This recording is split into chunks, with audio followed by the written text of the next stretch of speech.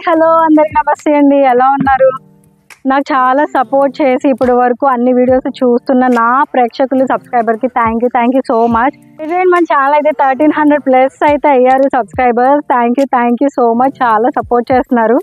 ఇప్పుడు దాకా వచ్చిన ఫీల్స్ అన్నీ చూశారు కదా. మీకు ఏమైనా డౌట్స్ వస్తే నాకు కామెంట్ సెక్షన్లో అయితే చెప్పండి. ఇంకా మీకు ఎలాంటి క్రాప్స్ గురించి కానీ వాటి సాగు పద్ధతులు కానీ తెలుసుకోవాలనుకుంటే కనుక మీరు నా కామెంట్ సెక్షన్లో కానీ అలాగే నా ఇన్స్టాగ్రామ్ ఐడిలో కానీ చూసి నాకు కామెంట్ చేస్తే నేను ఖచ్చితంగా అలాంటి క్రాప్స్ కోసం నేను వీడియోస్ చేయడానికి అయితే నేను రెడీగా ఉన్నానండి.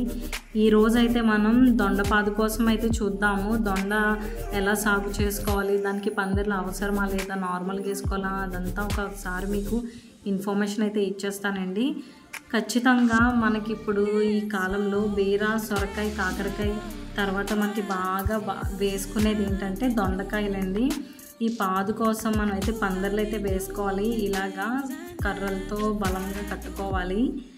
ఫస్ట్ సాగు చేసుకోవడానికి అయితేనండి మనం స్టెమ్స్ కటింగ్తో అయితే మనం నర్సరీ రైజ్ చేసుకోవాలి ముందుగానే. అలా రైజ్ చేసుకున్న వాటిని మనం ప్లాంటింగ్ చేసుకుంటాము, అంటే సో చేసుకుంటాము. సో చేసుకున్న తర్వాత అక్కడి నుంచి మనం పందిర్లకి ఇలాగ పాకేలాగా మనం చూసుకుంటాం అన్నమాట. అయితే మనం ఇలా రేస్ చేసుకునేటప్పుడు మనకి కంపల్సరీ కావాల్సింది వాటర్ అండి. ఇరిగేషన్ కూడా మనం చాలా ప్లెంటీగా ఇవ్వాలి. ఒకవేళ వర్షపాతాన్ని చూసుకుని దానికి మనం ఇరిగేషన్ అయితే చేయాలి. ఇప్పుడు పూత అలాంటి టైంలో మనకి మైక్రోన్యూట్రియంట్స్ అవి తక్కువ ఉంటాయి కదండి. అలాంటప్పుడైతే మనం మైక్రోన్యూట్రియంట్స్ కోసం మనం వాటిని కూడా కొంచెం అబ్జర్వ్ చేయాలి. మ్యాక్సిమం మనకి ఈ దొండకాయలు ఉన్నాయి కదండి, అవి చాలా స్ట్రైట్గా మంచిగా రావాలన్నా అలాగే పచ్చగా ఉండాలన్నా మనం బోరాన్ని అయితే మనం చాలా కంప్లీట్గా వేయాలి. ఇందులో బోరాన్ 2 grams/L వేసుకోవాలండి. ఇక్కడ మ్యాక్సిమం ఇక్కడ తెగుళ్ళు జబ్బులు అలాంటివి అయితే చాలా తక్కువ ఉంటాయండి ఈ దొండపాదులో. అయితే డౌనీ మిల్యూ అయితే చాలా ఎక్కువ ఉంది ఈ పొలంలో చూస్తే. అలాగే కొంచెం ఇక్కడ మైక్రోన్యూట్రియంట్స్ డెఫిషియన్సీ కూడా ఉంది. కొన్ని బాగా ఎల్లోయిష్గా అయిపోయి రాలిపోయినాయి ఆకులు కూడా. సో దానికోసం అయితే మనం అయితే మైక్రోన్యూట్రియంట్స్ వేసుకోవాలి. ఒకవేళ డౌనీ మిల్యూ కూడా ఎక్కువ ఉందంటే కనుక మ్యాంకోజెబ్ అయితే స్ప్రే చేసుకోవాలండి. 2.5 grams/L అయితే మనం స్ప్రే చేసుకోవాలండి. ఇప్పుడు ఒక్కసారి మనం నాటామంటే ఈ దొండపాదు మనకి 2 to 3 years అయితే మనం ఇంకేం చూసుకోకలేదండి. ఇది మొత్తం ఇయర్ అంతా కూడా మనకి దొండకాయలు ఇస్తుంది. ఈ పాదుని మనం జాగ్రత్తగా చూసుకుంటే కనుక. అయితే దొండ సాగులో మనకి బాగా ఇబ్బంది కలిగించింది అయితే ఈ పందిర్లండి. దీనికి ఎక్కువ ఖర్చు అవుతూ ఉంటుంది. ఎన్ని ఎకరాలు వేస్తే అన్ని ఎకరాలు కూడా చాలా నీట్గా చాలా బలంగా ఇలాగా పందిర్లు అయితే వేసుకోవాలి. ఎందుకంటే దాని మీదే మొత్తం దొండకాయలు అంతా పాకుతాయి కాబట్టి. ప్రజెంట్ ఫీల్డ్లో మీరు బాగా అబ్జర్వ్ చేస్తే ఇప్పుడే పూత పోస్తుందండి. ఇదిగోండి ఫ్లవర్ చూసారా, దొండ పాదులో ఫ్లవర్. దొండకాయలు కూడా చాలా బాగున్నాయండి. మీరు అబ్జర్వ్ చేస్తే కనుక మొత్తం ఫీల్డ్ అంతా కూడా దొండకాయలు ఉన్నాయి. ఈ పాదు ఈ పందిరైతే మాత్రం చాలా నీట్గా పెట్టుకున్నారండి. అక్కడక్కడ ఉన్నదంతే లీవ్స్కి కొంచెం డౌన్ మిల్యూ అలా పట్టేసింది. మొత్తం అంతా నీట్గా ఉంది. ఎలాంటి పురుగు కూడా లేదు, చాలా క్లీన్గా ఉంది.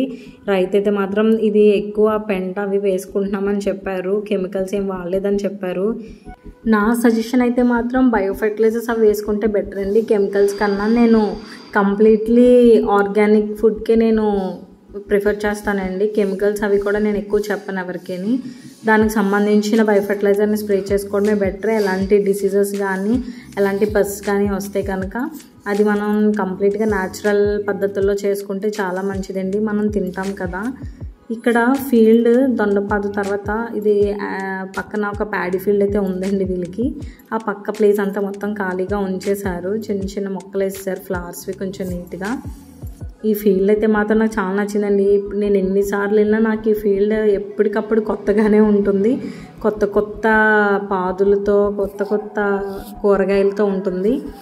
నెక్స్ట్ వచ్చేసి కొబ్బరి అలాగే అరటి కలిసి ఉంది. సో ఇక్కడైతే కొబ్బరి ప్రదర్శన క్షేత్రం అని చెప్పేసి ఒక బోర్డు చూసానండి. ఇక్కడ ఏమైనా ఎక్స్పెరిమెంట్స్ ఏమైనా చేస్తున్నారా అని చెప్పేసి అడుగుదామంటే అక్కడ ఎవరు నాకు కనిపించలేదు. ఇక్కడ అరటి కొబ్బరి కలిసి ఇక్కడ ఇంటర్ క్రాప్ అయితే ఉంది. అన్ని చెట్లకి కూడా గెలలు ఉన్నాయండి. అరటి తోట అంతా చాలా కలర్ఫుల్గా అనిపించింది.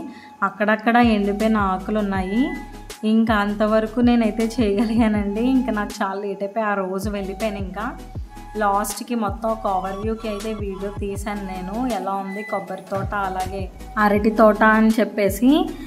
ఇదండి ఈరోజు వీడియో. మీకు నచ్చిందని అనుకుంటున్నాను. మీకు కనుక ఒకవేళ నచ్చినా నచ్చకపోయినా నాకైతే కామెంట్ సెక్షన్లో అయితే చెప్పండి. ఇంతవరకు నా వీడియో చూసినందుకు చాలా థ్యాంక్స్ అండి.